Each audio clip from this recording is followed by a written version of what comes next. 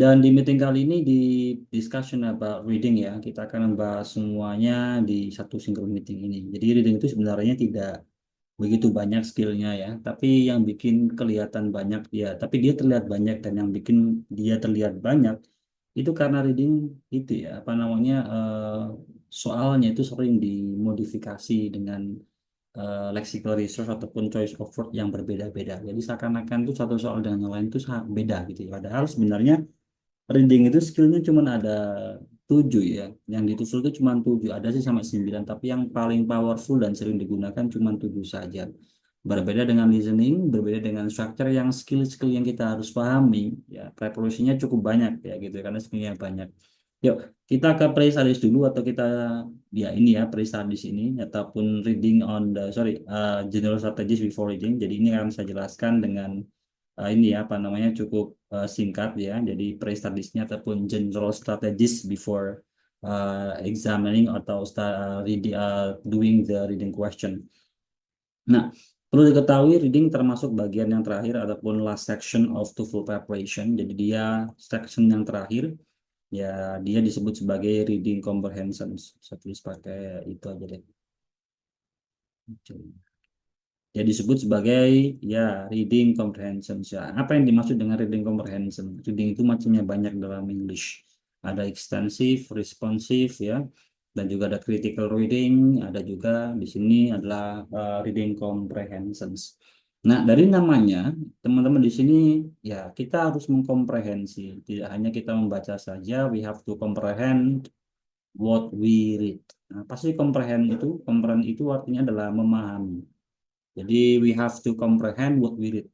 Memang pada dasarnya kan kita kalau mengerjakan soal kan atau membaca teks ataupun passage or a book kita kan harus paham gitu kan ya. Enggak, jadi ada macam-macam reading itu ya. Ada kita cuman critical reading, kita hanya cuman fokus pada gagasan utamanya saja. Ada extensive reading cuman kita menggunakan scanning saja.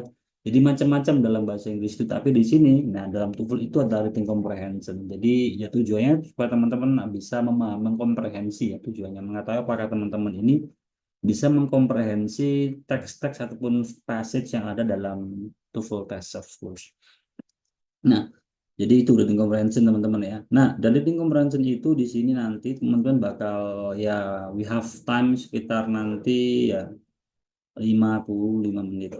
Jadi you have 55 minutes ya to finish. Oh, ini. Biasanya reading itu waktunya kemakan sama structure. Jadi structure itu kan cuma 26 menit ya. Biasanya ini para TOEFL students itu mereka terlalu banyak makan waktu di structure sehingga waktu yang ada di reading mereka kepakai.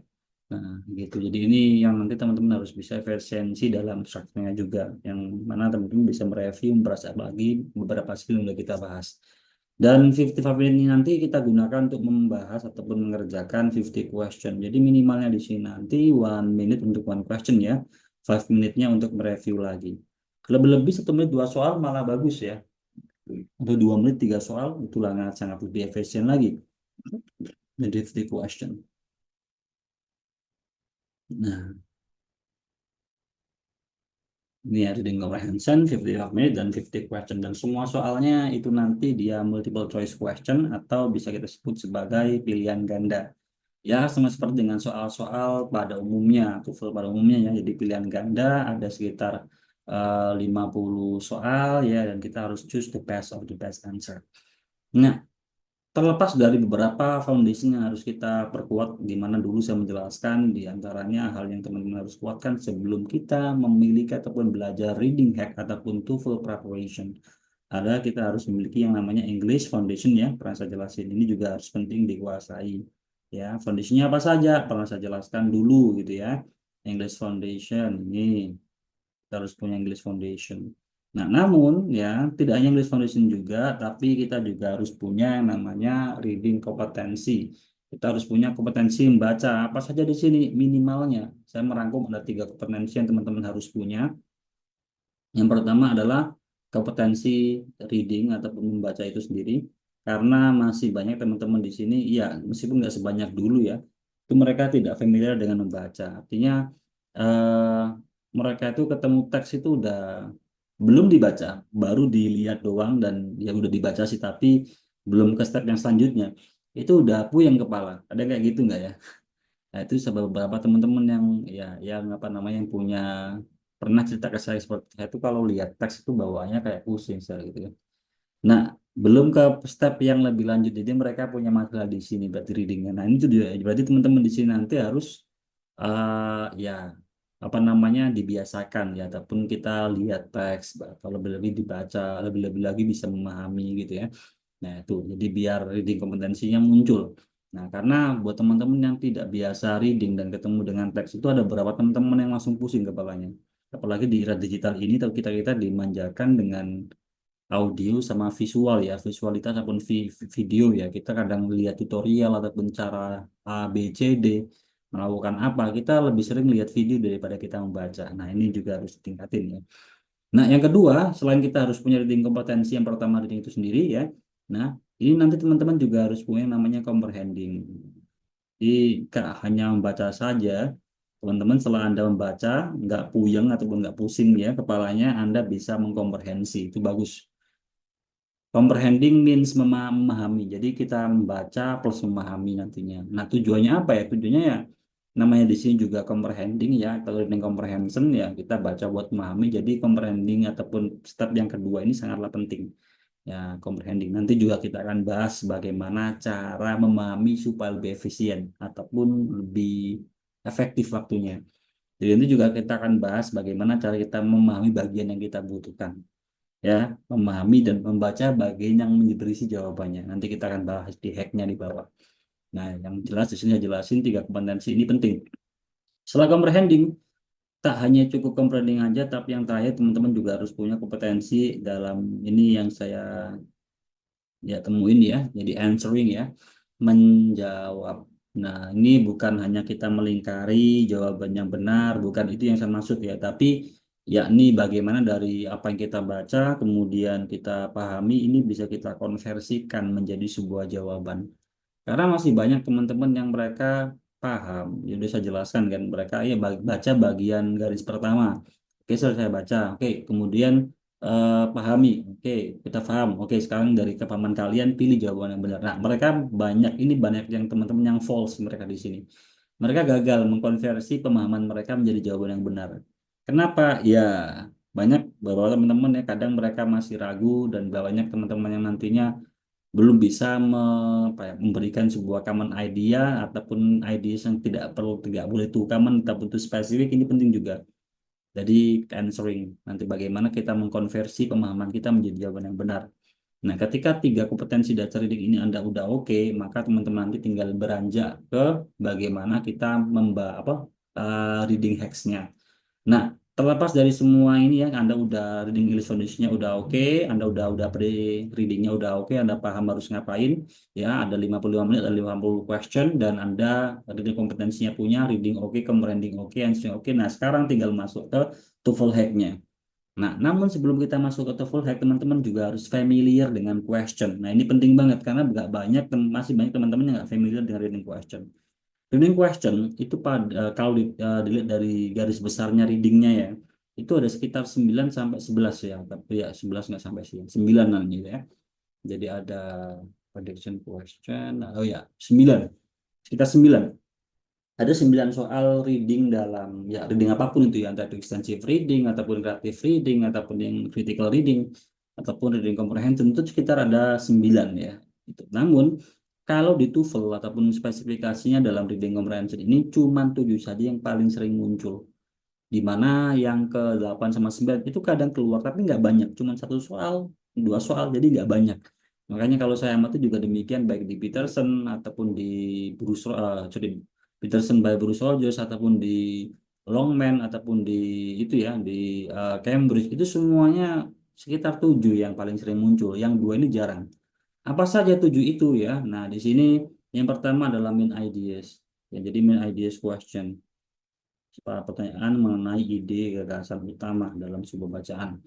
Yang kedua, secara main idea question ada kita sebut sebagai stated detail question ya. Nah, di beberapa eh, panduan buku ya, panduan TOEFL yang lain juga disebut sebagai factual question gitu ya, juga disebut dengan demikian ya. State detail question.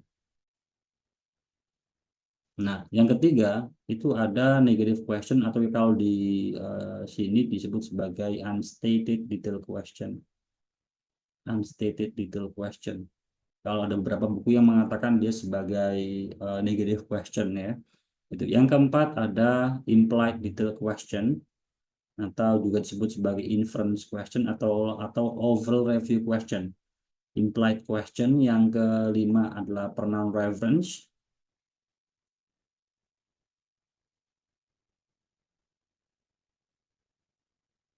Yang keenam ada vocabulary question. Dan yang terakhir, yang ketujuh ini adalah scanning question atau juga disebut sebagai where question. Macam-macam bentuknya ya. Itu. Nah, ketujuh soal ini nanti yang pasti keluar, tapi yang paling mendominasi adalah tiga yang pertama. Ini sekitar ada 50%-an soal TOEFL reading itu main idea, state, sama unstate. Baru implied sama pronoun reference ini ya dia turun sekitar 30%-an, baru yang vocabulary, sorry, lebih tinggi nih ya, 35. Hmm. Bahkan vocabulary juga masuk ranah ini ya. Baru yang sekitar 15% itu adalah ini apa namanya scanning question, vocabulary kadang beberapa juga nggak banyak keluar, tapi kadang juga sering keluar juga. Ini yang 15% nih. Tapi saya sering lihat soal reading kayaknya ada banyak banget. Iya, jadi seakan-akan itu buat reading question itu cuma ada ini saja. Ada 9, tapi yang dua ini jarang sekali digunakan ataupun jarang sekali keluar. Apa yang ke-8 itu ada prediction question. Ini jarang juga. Prediction question. Adapun kalau mundur nggak banyak. Kalau yang satu soal, dua soal. Yang 9 adalah main purpose. Nah, tapi ini udah jarang banget lah presentasinya, 2% mungkin ya. Itu. Nah, jadi kita akan bahas 1 sampai 7 ini saja nantinya. Nah, yang membuat soal reading itu terlihat banyak adalah karena memang ada di beberapa buku yang lain itu banyak yang menyebutnya dengan istilah yang berbeda. Seperti tadi saya mengatakan bahwa kayak implied detail question itu punya nama lain, inference question atau overall review question. Gitu ya. Jadi macam-macam namanya ya. Jadi itu yang bikin seakan-akan soal reading itu banyak padahal cuma ini saja. Nah, setiap soal yang ya jenis soal ini nanti memiliki treatmentnya masing-masing, ya. Jadi memiliki treatmentnya masing-masing ya. Oke, jadi ada sekitar 9 itu tadi ya teman-teman ya. Di mana semua jenis soal ini itu memiliki treatmentnya masing-masing dan apa namanya kita tidak bisa memberikan treatment yang sama untuk dua soal yang berbeda. Jadi banyak teman-temannya nantinya seringnya itu gagal ketika mereka memberikan treatment yang salah. Karena kalian mainnya dia gitu ya. Seperti main idea, kita memberikan treatment dari state detail question itu nanti bakal kurang tepat dan pasti akan memberikan output yang berbeda dari jawabannya. Oke, sekarang kita akan masuk ke ini ya, ke skill yang pertama. Jadi ini pre-studiesnya tadi atau general strategisnya sudah kita bahas di pembahasan di atas ya. Dan kita masuk ke ini apa namanya oke, skill yang pertama, answer main idea question correctly. Oke, apa sih apa namanya main idea itu ya? Answer main idea question correctly, pilih ya ataupun jawab soal main idea dengan benar ya di sini. Oke, main idea question itu apa sih? Di sini almost every reading passage ya, baik itu nanti paper TOEFL test ataupun computer TOEFL test will have ya a multiple choice question about the main idea of a passage. Jadi sampai saking seringnya muncul dikatakan almost every, hampir semuanya ya. Soal nanti di dalam TOEFL itu pasti ada soal main idea. Nah, such a question may be worded in a variety of ways. Jadi beberapa pertanyaan kadang dituliskan dengan berbagai tulisan yang berbeda. You may, for example, be asked to identify a topic, subject, title, primary idea, ataupun main idea. Jadi Anda kadang-kadang disuruh untuk mengidentify topik, subjek, title, bahkan primary idea ataupun main idea. Jadi teman-teman nggak usah itu ya, tidak usah terlalu bingung mengartikan soal main idea ini ya. Karena apa namanya ini akan sangat biasa nantinya ya. Jadi teman-teman tidak perlu mengartikan satu persatu dalam soal min idea. Jadi ini memang wordingnya aja berbeda. Tapi ya mereka menanyakan hal yang sama gitu. Jadi bedanya apa? Subjek, topik, title. Jadi dalam reading itu mereka sama. Jadi teman-teman nggak usah bingung-bingung mengartikan. Mereka sama. Artinya mereka memiliki treatment yang sama juga. Nah, makanya dia dikatakan sama ini ya, sama Longman bahwasanya such a question may be worded in a variety of ways. Beberapa pertanyaan akan diwordedkan dengan berbagai kata yang berbeda, gitu ya. Nah, this question are really asking what primary point ya the author is trying to get across in the passage. Jadi pertanyaan main idea ini adalah pertanyaan yang benar-benar menanyakan primary point dari author ini coba sampaikan melalui bacaan itu apa. Jadi main education itu apa sih? Pertanyaan yang menanyakan poin utama ataupun gagasan utama yang penulis coba sampaikan melalui bacaan. Gitu. Nah, itulah main idea question. Contoh seperti ini. Sorry, ini belum saya lanjutin ya. Nah,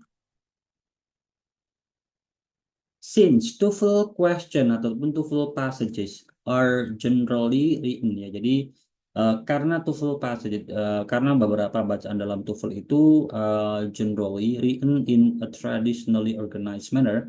Jadi seringnya ditulis dalam manner yang ini ya, traditional ya, yang agak ini ya, traditional ya. So it's relatively easy to find the main idea by studying the topic sentences. Jadi karena bacaan-bacaan dalam TOEFL itu rata-rata ditulis dengan gaya tradisional. Gaya tradisional ini maksudnya adalah gaya penulisan secara akademik atau mengikuti aturan dalam academic writing. Maka karena mereka mengikuti aturan yang baku dalam academic writing, maka it's relatively easy to find the main topic. Maka ini akan sangat mudah banget untuk menemukan main idea dengan cara apa? Di sini ya, it's easy to find the main idea by studying topic sentence which are most probably found at the beginning of each paragraph. Jadi akan sangat mudah banget untuk menemukan jawaban dari main idea dengan fokus ke garis pertama setiap paragraf. Nah, udah ya. Jadi teman-teman tidak butuh untuk membaca passage ataupun phrase ataupun sentence-sentence yang lain. Kita butuh membaca first sentence tiap paragraf untuk menemukan main idea. Contoh seperti ini. Nah, di sini kita ditanya, what is the topic of this passage? Teman-teman gak usah bingung ngerti bedanya apa sih, sir? What is the topic? What is the main idea? What is the primary point that the writers trying to get across?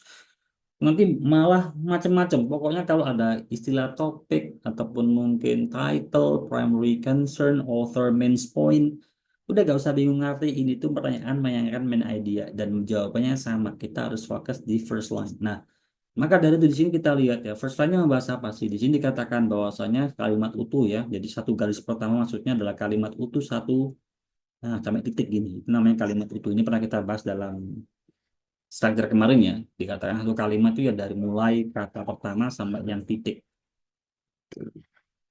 Nah, di situ dikatakan in the philosophy of John Dewey, a sharp distinction is made between intelligence and reasoning. Sebuah perbedaan yang sangat distinct ataupun jelas dibuat antara intelligence sama reasoning. Udah paham ya? Jadi di garis pertama ini membahas bahwasanya Jones itu punya filosofi tentang perbedaan intelijen sama reasoning.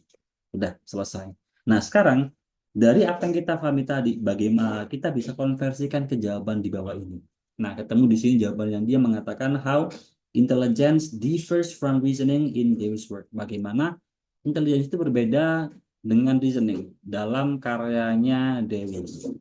Nah, ini sama dengan yang kita pahami di atas yang bahas bahwasanya Jones Dewey itu memiliki filosofi tentang perbedaan intelligence sama reasoning. Ini persis banget. Kalau Anda menjawab yang ini jelas salah karena ini membahas tentang kecerdasannya Jones. Di first line tidak membahas apapun mengenai kecerdasannya Jones. Yang kedua adalah distinction made by John. Dan di garis pertama juga tidak membahas, garis B ini juga bisa menjadi jawaban yang benar. Kenapa? Karena B ini membahas tentang perbedaan yang dibuat oleh Jones.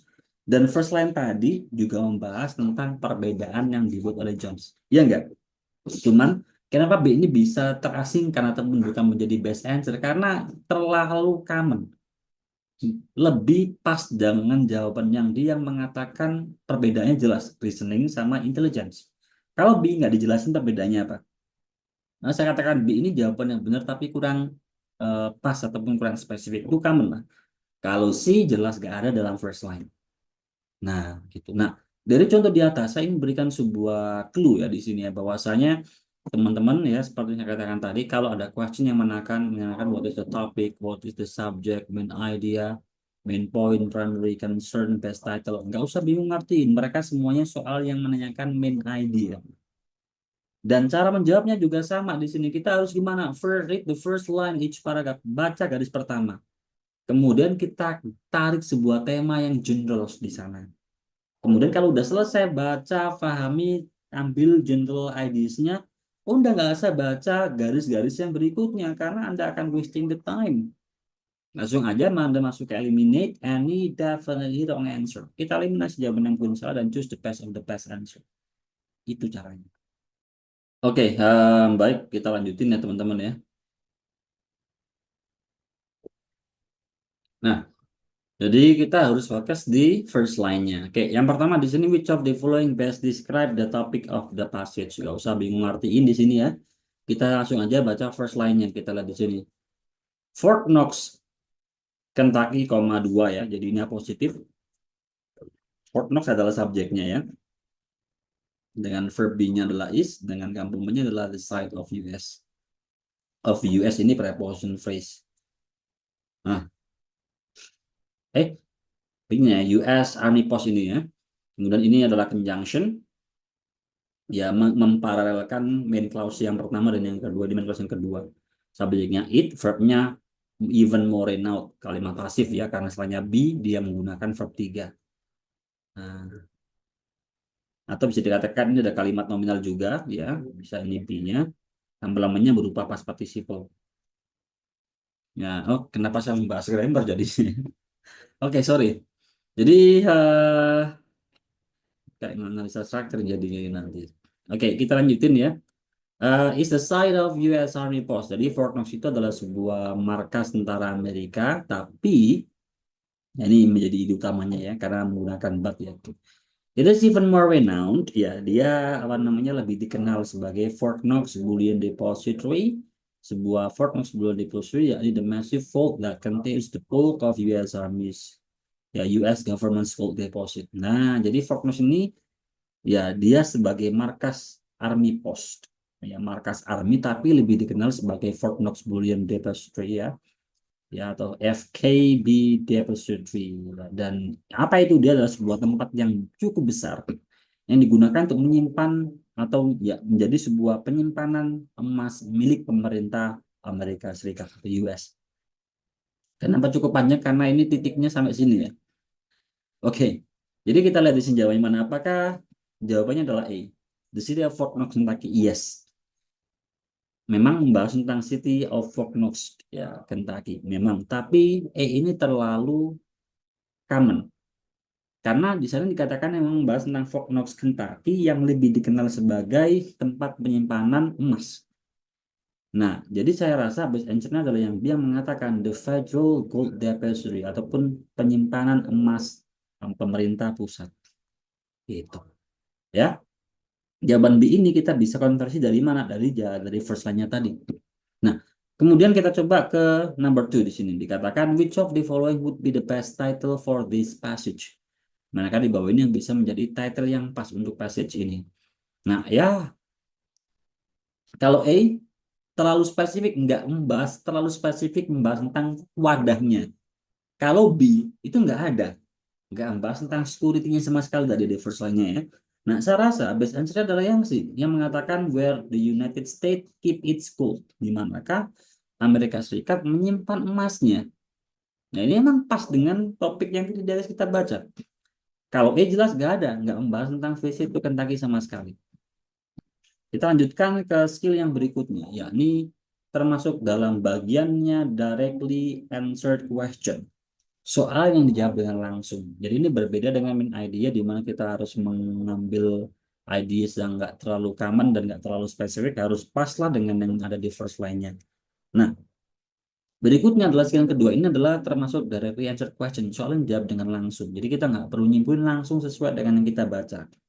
Dan skill yang kedua tadi saya mengatakan sebagai state detail question.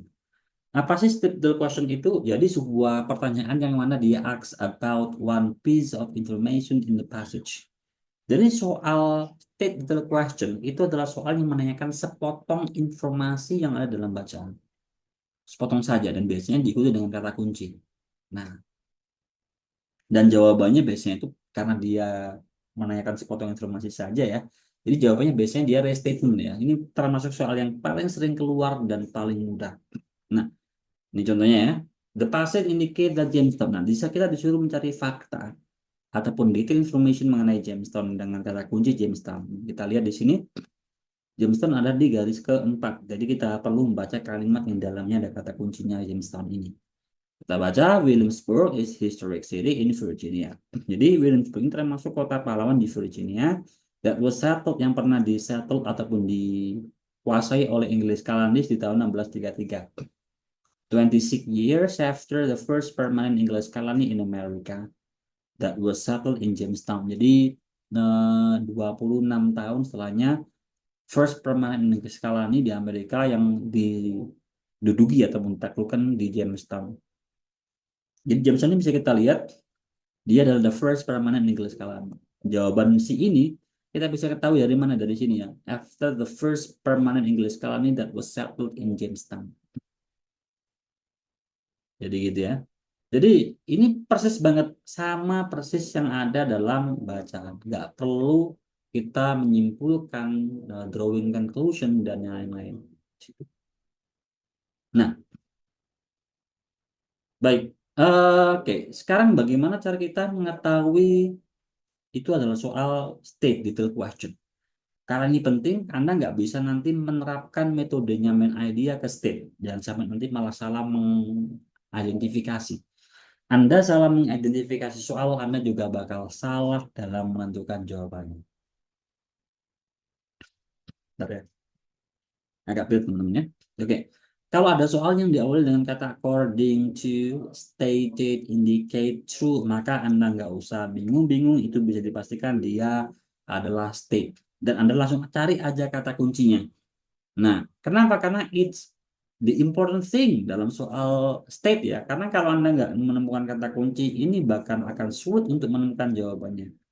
Anda harus baca seluruh bacaan kalau nggak ada kata kunci ya. Susah. Maka hal yang pertama Anda harus lakukan saat menemukan soal state adalah kita harus pilih kata kunci. Nah, di sini part yang cukup menentukan ya.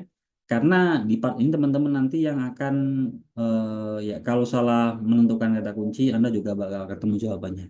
Jadi Anda harus tahu ini kata kuncinya apa. Baru Anda kemudian silakan skim in appropriate part of the passage for a key word or ideas. Kita diperintahkan sama ini ya Longman untuk mencari kata kuncinya dalam bacaan. Jadi kata kuncinya cari, jangan dibaca dulu tapi cari dulu. Ketemu di garis berapa, Anda baca kalimat yang di dalamnya ada kata kuncinya. With the sentence that contain the keyword or idea carefully. Baca, paham, Anda pasti akan ketemu jawabannya langsung. Karena step ini nggak membutuhkan sebuah kesimpulan. Persis sama. Ya. Contoh gini. Ini ada kata according to. Kata kuncinya adalah what happened during Ice Age. Apa yang terjadi selama Ice Age. Ice Age kita urutkan dari atas ketemu di garis ini ya. Kita baca kalimat yang satu yang terjadi sampai sini.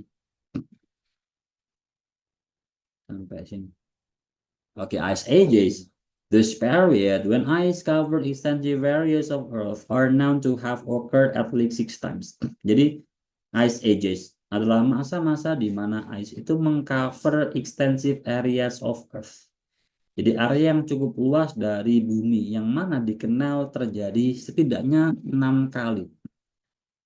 Oke, jadi Ice Age adalah masa di mana ice mengcover extensive areas of Earth. Kita lihat di sini jawabannya mana. Apakah ada di sini ya? Apakah membahas tentang strata? Enggak. Kalau B, evidence of foreign materials, bukti dari material asing? Enggak juga. Saya rasa jawabannya adalah yang C, yang paling best ya. Ice covers a large portion of the Earth's surface. Jadi ice itu mengcover, menutupi porsi yang cukup besar dari permukaan bumi. Ditemu di mana di sini ya? When ice cover extensive areas of Earth.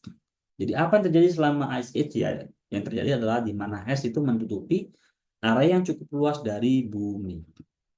Nah, di situ. Kemudian number 2 dikatakan lagi di sini. The passage covers how many different methods of recognizing past ages. Nah, past ice ages di sini. Passage menjelaskan berapa banyak berapa banyak ya metode yang berbeda dalam mengenali past ice age.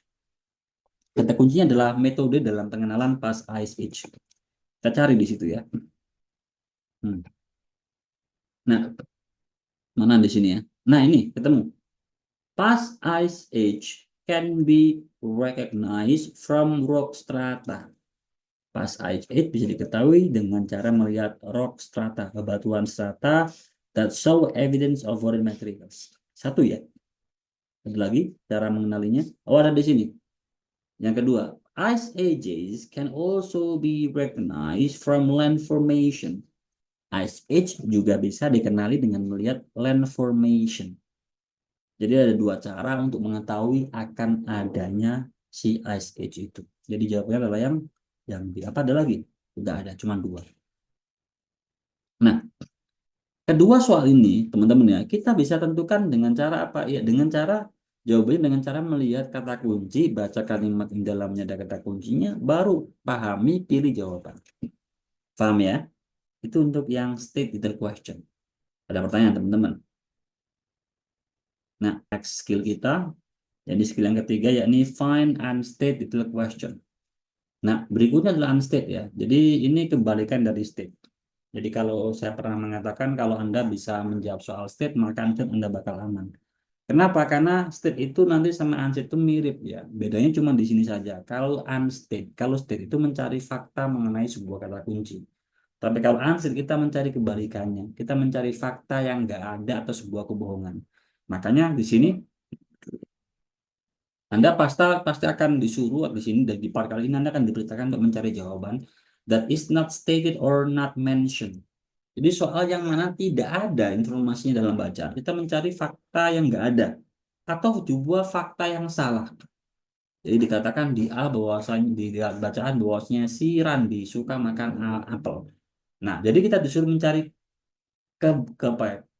Kebenarannya. Jadi kalau di PSI dikatakan Randi suka makan apel, maka kita cari jawaban yang salah. Randi makan durian gitu, kan jeruk.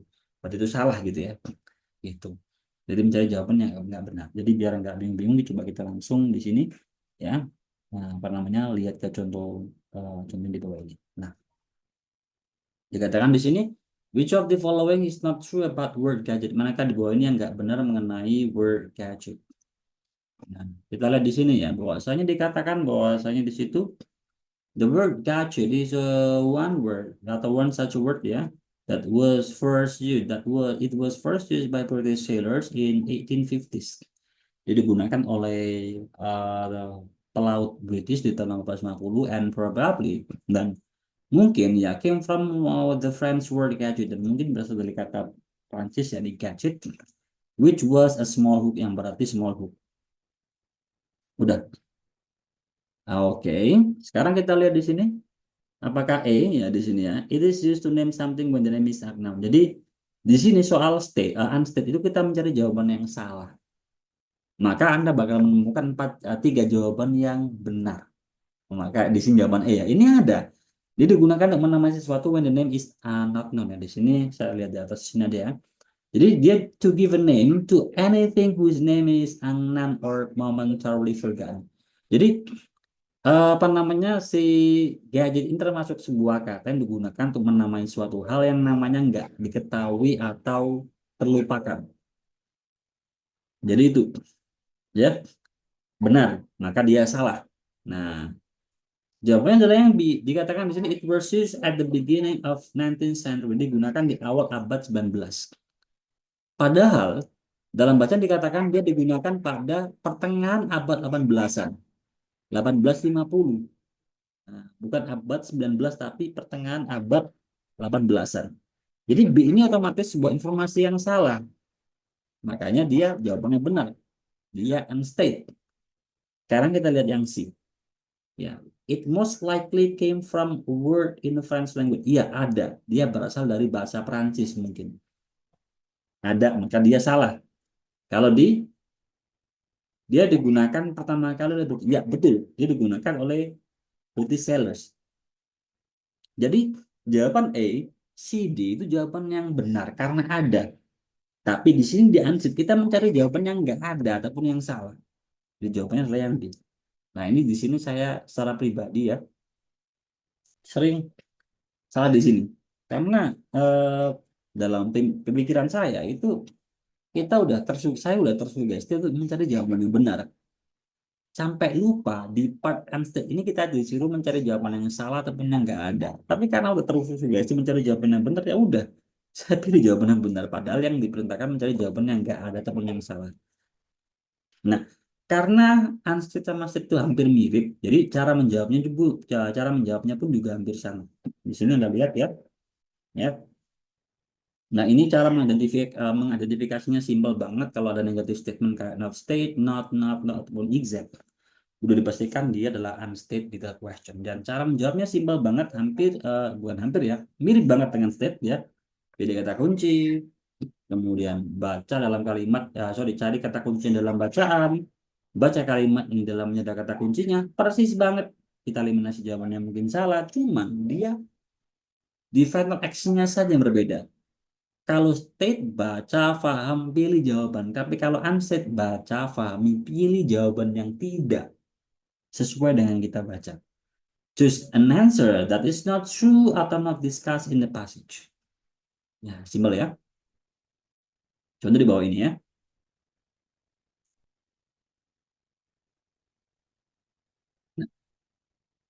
All of the following are true about blood exact. Semua di bawah ini tuh benar mengenai darah, plasma, blood plasma, kecuali. Oke, kita lihat di sini ya. Blood plasma ada di garis pertama ini ya. Blood plasma, nah kita baca sampai titik. Oh, ini yang gini ya. Blood plasma is clear and almost colorless liquid. Blood plasma itu cairan yang clear dan hampir nggak berwarna. Nah, sekarang kita cari jawaban yang ya ya berlawanan dengan yang kita baca. Temen yang salah ya. A. It is deeply colored liquid. Blood plasma adalah cairan berwarna gelap. Di atas, oh ini baru ini benar jawabannya E ya. Kan kita dikatakan bahwasanya blood plasma itu cairan yang colorless ya, almost colorless. Kalau di bawah dikatakan dia cairan yang berwarna gelap. No, jawabannya adalah yang E ya, cara saya. Bagaimana dengan yang B? B ini blood cells have been taken out of it. Kita lihat apakah ada. Nah ini nih. Which red and white blood cells have been removed? Udah dihapus. Berarti benar B ini benar, makanya salah. Kemudian kalau si patient are often confused with it. Kita lihat di sini. Nah ini ada. It is often used in transfusion because patient generally need plasma portion of blood more than the other component. Iya. Jadi pasien memang membutuhkan ya digunakan untuk pasien untuk transfuse. Kalau di bagaimana itu generally more important, ya dia lebih penting buat pasien betul daripada komponen lainnya, komponen darah lainnya. Jadi jawaban B, C sama D itu jawabannya ada, makanya dia salah. Kita mencari jawaban yang salah. Oke, sekarang kita lanjutin di soal yang berikutnya. Nah, berarti ya di sini ya. Which of the following is not state about whole blood? Maka di bawah ini tidak dinyatakan mengenai whole blood. Nah, kita lihat di sini ya. Whole blood kata kuncinya kita baca kalimat yang di dalamnya ada kata kunci. Jadi whole blood diketemu di garis berapa ini? Whole blood. Kita baca kalimat dalamnya ada kata kunci ya di sini ya. In addition, plasma bisa dikeringkan, can be dried and stored dan disimpan, sedangkan whole blood nggak bisa. Bagaimana It's different from plasma, of course, benar. Dia berbeda ya. Ya, berbeda. Kalau plasma kan dia bisa dikeringkan dan disimpan, kalau whole blood nggak bisa. Jadi dia berbeda. It cannot be dried, iya benar. Dia nggak bisa dikeringin. Jadi sama B ini salah ya. Dia benar ya, makanya dia salah. Ya, di sini ya. Dia nggak bisa dikeringin. Yang bisa dikeringin itu adalah plasma. Ya, kalau C, it is impossible to keep in storage. Iya, betul. Nggak bisa disimpan for long time. Karena yang bisa disimpan itu adalah plasma. Jadi jawabannya adalah yang D. It's clear and colorless liquid. Dia cairan yang clear dan hampir gak berwarna. Kenapa jawaban yang D? Karena jawaban D gak ada. Ingat, unstated mencari jawaban yang salah ataupun yang gak ada dalam bacaan. Clear ya? Nah, berikutnya kita masuk ke skill yang keempat. Dia disebut sebagai pronoun reference. Ini sebenarnya masuk ke kategori soal yang kelima ya, tapi di sini masuk ke yang keempat. Tapi nggak apa ya. Sebenarnya masih seringan muncul implied daripada pronoun reference. Apa sih pronoun reference ini? Ini soal yang saya katakan cukup sederhana dan mudah, di mana pronoun reference ini soal yang menanyakan ini ya.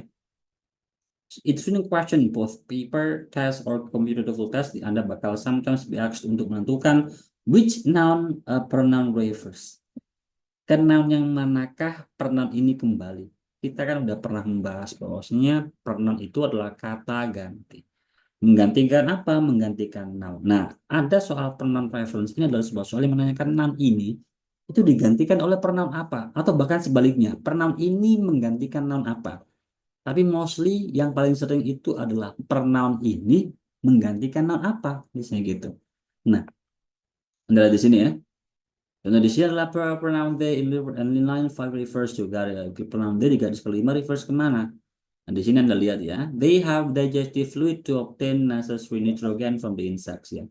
Mereka memiliki cairan digestif untuk mendapatkan kebutuhan nitrogen ya, necessary nitrogen from the insects ya, dari serangga-serangga. Jadi ini siapa? Nah, ini berbeda dengan soal-soal yang lain di mana biasanya kita baca kalimat yang di dalamnya ada kata kunci. Tapi kalau pronoun reference itu kita baca kalimat sebelum kata kunci atau sebelum pronounnya. Jadi di sini kita lihat di sini bahwasanya jawaban yang paling pas adalah these plants ya. Jadi these plants ataupun carnivorous plants memiliki ataupun sudah mengembangkan mekanisme untuk menangkap to trap insect within their foliage, untuk menangkap serangga-serangga dalam foliage mereka. Dan mereka punya digestive fluid. They siapa? They-nya kembali ke these plant ataupun carnivorous plants. So the answer is B. Nah, sekarang caranya menjawab bagaimana sih?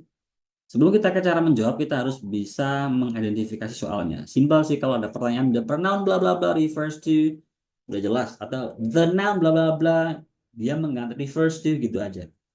Sangat sederhana banget ya. Dan cara menjawabnya itu ya mirip-mirip sih ya dengan yang di atas. Jadi kita locate the pronoun in the passage. Yang ditanyakan pronoun apa? They, it, she, he, ataupun yang mana. Kalau udah ketemu, Anda locate, lacak dalam bacaan. Ketemu pronounnya di garis berapa? Baru di sini ya kita look before the pronoun for noun that agree with the noun. Kita lihat kata-kata sebelum pronoun yang ditanyakan tadi yang sesuai ataupun cocok dengan pronounnya. Nah, cocok ini dalam artian cocok dalam segi jumlahnya. Jadi perlu diketahui bahwa nanti kalau misal pronounnya jamak kayak they, maka dia pasti kembali kepada noun yang jamak. Kan gitu aturannya. Kalau misal pronounnya it pasti kembali ke kata benda yang tunggal. Maka di sini kita harus cari noun-noun yang cocok dalam segi ya jumlahnya, agree lah. Kemudian kalau udah ketemu pronoun yang cocok dalam sisi jumlah, Anda coba dalam konteks pronoun tadi masukkan dalam konteks peran tadi. Kalau pas cara konteks udah itu berarti jawabannya. Nah, oke, coba di sini ya. Nah, di sini ada sebuah question dikatakan bahwasanya it. Nah, di sini ya.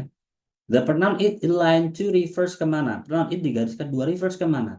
It garis kedua dikatakan it is a bright moon which allow farmers to work late into the night for several nights ya. Jadi dalam bulan yang cerah di mana dia bisa membuat para petani untuk bekerja late ya, bekerja larut malam hingga beberapa malam, selama beberapa malam. Oke. Kita lihat ada harvest moon ini ya. Ini ada Unox, the sun, harvest moon, sampai the night. The night ini nggak ada di ini ya. Kalau the night ini otomatis salah ya. Jadi sorry, ini saya pakai ini aja. The night otomatis salah. Kenapa otomatis salah? Karena the night nggak ada, termasuk kata yang sebelumnya nggak ada. Night itu ada di setelahnya pronoun it. Kita nggak bisa memilih noun yang setelah pronoun tadi. Nah, reference akan selalu kembali kepada noun sebelumnya. Itu udah sebuah tradition, sebuah aturan. Sekarang tinggal Harvest Moon, The Sun, sama Unox. Dan secara konteks yang pas itu saya rasa adalah Harvest Moon. Ataupun bisa dikatakan sebagai Full Moon. Kalau Unox sama The Sun secara konteks nggak masuk, apalagi The Sun. Paham ya? Nah, reference-nya gitu. Ini mudah teman-teman ya. Kalau teman-teman tahu teknik dan caranya. Jadi bukan kita baca kalimat yang di dalamnya ada peran tapi sebelumnya. gitu ya. Oke, kita masuk ke skill yang kelima, yakni answer implied question. Jadi sebuah soal yang indirectly answered question. Jadi sebuah soal yang tidak bisa dijawab dengan langsung. Ini saya katakan dari kesusahannya udah di itu susah, nggak seperti soal-soal sebelumnya karena kita need to draw the conclusion. Ya, tapi susahnya masih di bawahnya main ideas. Main ideas menduduki peringkat awal soal tersusah. Yang kedua baru implied ini. Sebenarnya secara garis besar ini sama persis dengan state. Cuman bedanya kalau state itu kita nggak perlu untuk nyimpulin. Kita pilih kata kunci, cari di dalam bacaan kalimat yang ada kata kuncinya, baca kalimat yang dalamnya ada kata kunci, jawab. Tapi kalau ini enggak, kita harus melakukan sebuah conclusion dulu. Nah, di sini question, nah ini ya, oke. Maka di sini dikatakan ya, dikatakan sama Longman ya. Jadi question of this type ya, sering menggunakan kata implied, inferred, likely, probably ya. So to let you know, the answer the question is not directly state bahwasanya soal jenis ini nggak bisa dijawab dengan langsung. Maka kita harus di sini and you will draw conclusion from that information. Coba kita lihat dalam soal di bawah ini ya. Nah, which of the following is probably not Hawaiian word? Manakah di bawah ini yang tidak termasuk bahasa Hawaii? Kita disuruh mencari sebuah fakta yang mana mengenai Hawaiian word. Kita temu di garis berapa Hawaiian word ada di sini ya, Hawaiian language ya di sini ya. Kita baca dari atas ini ya sampai titik sebenarnya ya. Titiknya sampai sini udah. Titiknya cuma satu kalimat doang ya. Panjang betul. Hawaiian word is melodious language in which all the words are derived from an alphabet of only 12 letters. Jadi bahasa Hawaii termasuk bahasa melodis yang mana dia diambil dari 10 alfabet, hanya 12 saja. Yakni 5 vowels, 5 vowels A, E, I, O, U ya. A, E, I, O, U dan 7 consonant, 7 konsonan yakni H, K, L, M, N, P, W. Each syllables in the language and in vowel. Setiap bahasa, setiap ini ya suku kata dalam ini ya bahasa Hawaii berakhiran dengan vowel, selalu berakhiran dengan vowel ya. And two consonant never appear together. Dan dua konsonan tidak bisa bertemu sama-sama. Nah, di sini kita lihat di sini. Kenapa jawabannya kok bisa McLeod? Karena McLeod bukan termasuk bahasa Hawaii karena ada dua konsonan K dan L yang ketemu. Padahal di atas dikatakan bahwasanya bahasa Hawaii tidak boleh ada konsonan yang ketemu langsung. So, C bukan jawaban yang benar. Nah, jawaban C ini kita nggak bisa mencari jawaban secara langsung. Kita nggak bisa ketemu kata McLeod dalam bacaan. Kita bisa menentukan jawaban C dengan apa? Dengan cara menyimpulkan sepotong informasi tentang two consonants never appear together. Itu. Nah, kenapa A, B, sama DIM bisa menjadi bahasa Hawaii? Jelas mereka semuanya menggunakan 12 letters yang masuk 12 letters of Hawaii dan setiap syllable selalu berakhiran dengan vowel dan tidak ada dua konsonan yang ketemu. Persis banget. Nah, cara menjawabnya sekarang kita langsung masuk ke bagaimana cara mengidentify questionnya. Jadi seperti yang katakan di atas, kalau ada soal yang diawali ataupun ada kata-kata implied, inferred, likely, probably udah dipastikan dia soal implied detailed question. Jadi teman-teman nggak usah bingung-bingung mengambil ya bingung-bingung ngatiin lah udah pasti dia implied dan cara menjawabnya saya katakan tadi sama dengan state ya. Jadi pilih kata kunci dalam bacaan, cari kata kuncinya. Setelah kita cari kata kunci dalam bacaan ketemu, baru kita baca dengan hati-hati kalimat yang berisi kata kunci. Tapi nggak bisa langsung kita jawab, kita harus draw conclusion dulu so that we can find the best answer of this type of question. Jadi agak sedikit susah karena kita harus nyimpulin dulu. Contoh kayak gini ya. Di sini ada ya ini ciri-ciri soal implied question dan kita disuruh menyimpulkan informasi mengenai jika kayak punya dua lubang maka kita kata kuncinya kayak ya kayak di paragraf kedua garis pertama atau garis keempat di bacaan ini. The kayak is something like canoe. Kayak itu sesuatu kayak canoe ya, yang mana dia has been covered by a deck, di mana dia ditutupi dengan menggunakan deck. Dah. It accumulate two writers, it last table masih belum ketemu jawabannya. Ya ada membahas-bahas lubang sama sekali atau saya masih belum ada. Masih butuh lagi ya. Kalau dalam satu kalimat belum ada, kita lanjutin di bawahnya. Ini ada lagi kata kunci kayak is generally constructed with one opening. Nah, ada ketemu nih. With in a deck for one riders. Jadi kayak itu biasanya ada satu lubang atau satu bukaan ya untuk satu pengendara. Nah, berarti kalau ada dua lubang maka ada dua pengendara. So the answer is A. It accommodates two riders. Jawaban E ini bisa ketemu dari mana? Dari tadi one opening for one rider. So if there is one opening for one riders, if there are two opening means there are two riders. It accommodates two riders. Jawaban E ini nggak bakal Anda temukan dalam bacaan sampai kapanpun. Anda bisa menemukannya dengan cara drawing conclusion dulu. Ya, lagi. Contoh yang lain di sini, number 2 ya. It can be inferred from the passage that if an example of animals mentioned might be. Ya, ada inference, ada inferred ini maka dia pasti implied dan kata kuncinya adalah contoh dari hewan yang disebutkan mungkin. Example of animals. Kita cari. Ada kuncinya. Oke, mana nih? Paragraf kedua nggak ada. Paragraf ketiga, Yumiya Krishna. Nah ini. Ketemu di garis terakhir ya. Hunting larger animals that are too big to be hunted in a kayak. Oke. Kita lihat di sini Eskimos have numerous use for Yumiak ya. Jadi Eskimos ini punya beberapa penggunaan untuk Yumiak which reflect the size yang merefleksikan ukurannya of the boat. Yumiak digunakan untuk menyimpan ya belonging simpanan dari campsite satu dari campsite satu ke campsite lainnya.